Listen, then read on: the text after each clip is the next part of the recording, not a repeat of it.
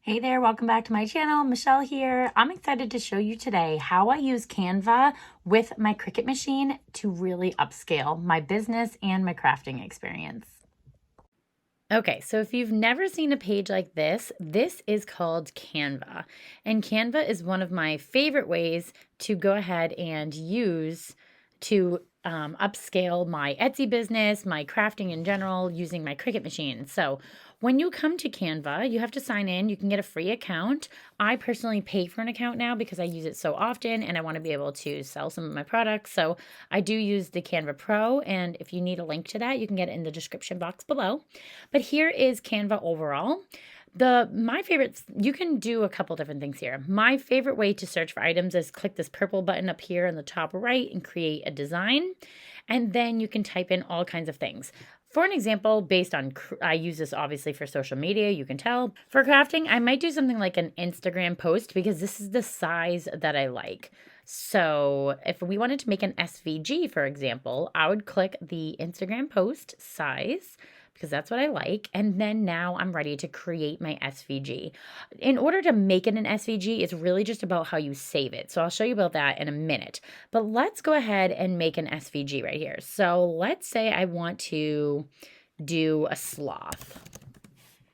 I love sloths. So I can choose any of these things right here.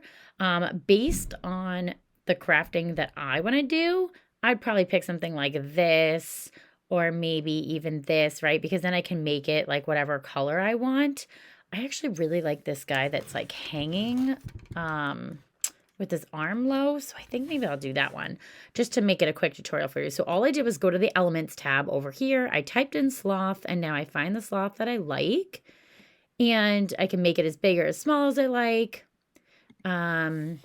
And then I want to pair some words with it, okay? So now I'm going to go over here to the left and type text. And these are just my favorite ones, so you can actually make these, your favorites. So they always pop up like this one. So let's click this word, which is twister. And I'm going to say, don't worry. Oh, I'm sorry. Don't hurry. And then I'm going to make it a little bit bigger. Don't hurry. And then in order to just make another text box with the same thing, I'm just going to go up here to the right and click this duplicate box, come down here and say, be happy. And then I can, move it over. I can make it smaller, bigger, whatever I needed to do. But now I'm coming out and I've made like a really basic but easy SVG, right? So I have my sloth, I have my words, I'm good to go. You're going to want to title it. So here I'll do sloth SVG. And now is the important part. So up here in the top right, I'm going to click this download button. And instead of this, where it says PNG, which is a file, I want to actually go down here and do SVG. Okay, that's the important part. I also want to make it a transparent background. So I don't have any of this white. It's going to just be the shapes that I want and the words that I want. And now I'm going to go ahead and click download.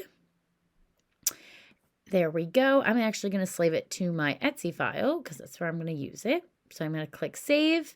And then now I'm going to go to my Cricut website and I'm going to go ahead and I'm going to show you how to upload it there if you don't already know. If you do, you can go ahead and skip this part of the video. But I'm going to go up here to the new project, that green button. I'm going to click this button here where it says upload my image, browse. And I saved it to my Etsy folder, so I'm going to want to change this and go to Etsy and find my SVG. Click that, open. There we go. See how there's no white background? That's because we made it transparent. Okay, we have everything we need there. If I wanted to change the image name in Cricut, I totally can, but I'll just keep it like that. Go ahead and click upload. And now I have my SVG. And then I'm going to add it to Canva. Now, based on the subscription type that you have, you can maybe sell this SVG or you can use it on your own personal use. It is up to you to determine what kind of license you have with Canva and what images you can and cannot use for resale. But that is how you make an SVG using Canva. So then, see how I unlocked it in here. And now I can go ahead and I can move my image around, make it as big or small. So I can make this into a shirt. I can make it into a mug, stickers, whatever I want it to be, right?